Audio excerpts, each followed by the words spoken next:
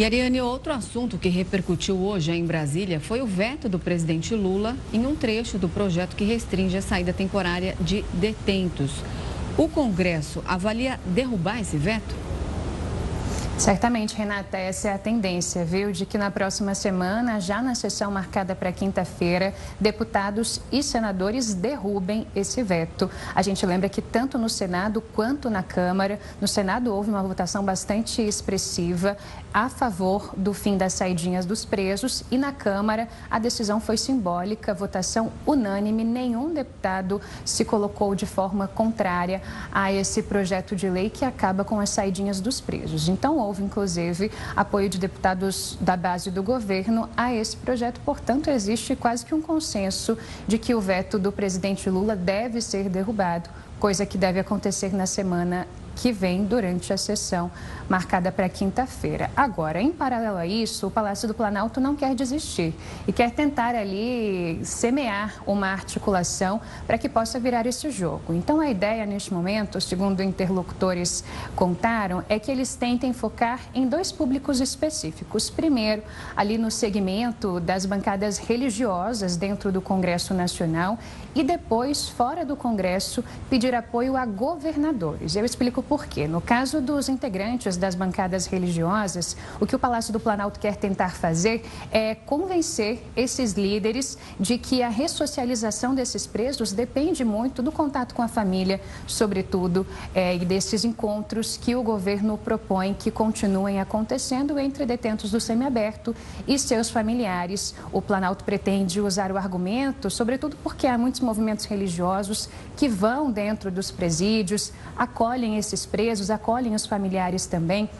Então, puxando por esse lado até mais emocional, a ideia é tentar convencer pelo menos parte dos deputados e também dos senadores. Com relação aos governadores, o argumento que eles querem usar é o seguinte: olha, especialistas afirmam que o índice de fuga de quem sai das cadeias é bastante pequeno. Por outro lado, o sentimento de revolta gerado com a perda de benefícios pode ser bastante grande. Então, há risco à ordem pública. Caso os presos não possam ver os familiares, pode haver rebelião. E aí os presídios estaduais administrados pelos governadores podem se tornar um problema.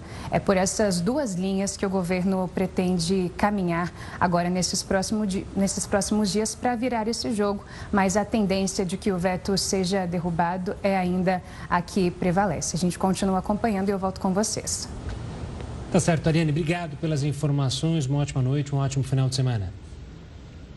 Olha, para a gente falar mais sobre esse assunto, a gente recebe agora o doutor em Direito Penal pela USP, Matheus Erenfalavini.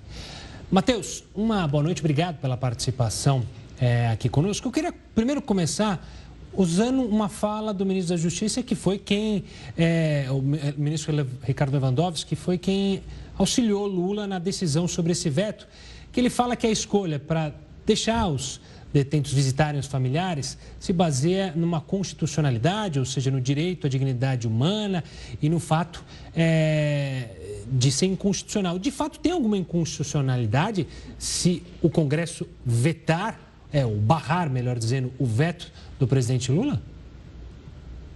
Bom, muito boa noite, Renata, Gustavo, boa noite a todos.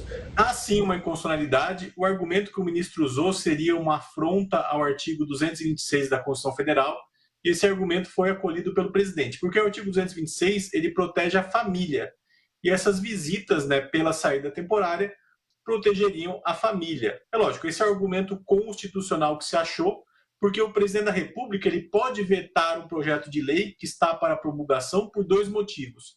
Primeiro, por interesse público, e depois pela questão da inconstitucionalidade. Por conta da pressão popular, se optou por vetar pela inconstitucionalidade nesse argumento do artigo 226. Há também outros argumentos técnicos que não propriamente constitucionais, inclusive alguns que foram lançados na ADPF 347, que já debateu essa questão do sistema carcerário brasileiro, que a gente sabe que tem problemas de superlotação, tem problemas com a população carcerária, e realmente existe esse medo de que eventual restrição da saída temporária leve ao inconformismo dessa população carcerária, além dessa questão que foi colocada na reportagem também, de que no número total de presos, sim, alguns cometem crime, alguns não retornam, Porém, pensando no número total de presos, essa é uma pequena parcela. Então, muitos sofreriam uma punição grande por conta de alguns, o que seria, na argumentação aí colocada, injusto. E por isso a ideia desse veto pela inconstitucionalidade, ainda que exista uma grande possibilidade desse veto ser, de fato, derrubado pelo Congresso Nacional. Matheus, esse é um tema bastante polêmico, sensível. É exatamente como a gente vem falando aqui. Quem defende a saída temporária usa aí como argumento a ressocialização dos presos. Quem é contra a saidinha bate na tecla justamente desses presos que não voltam para a cadeia após aí os 7 dias fora.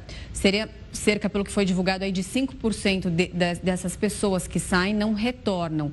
Como você entende essa questão? Não daria para tentar achar um equilíbrio, um meio termo nesse caso?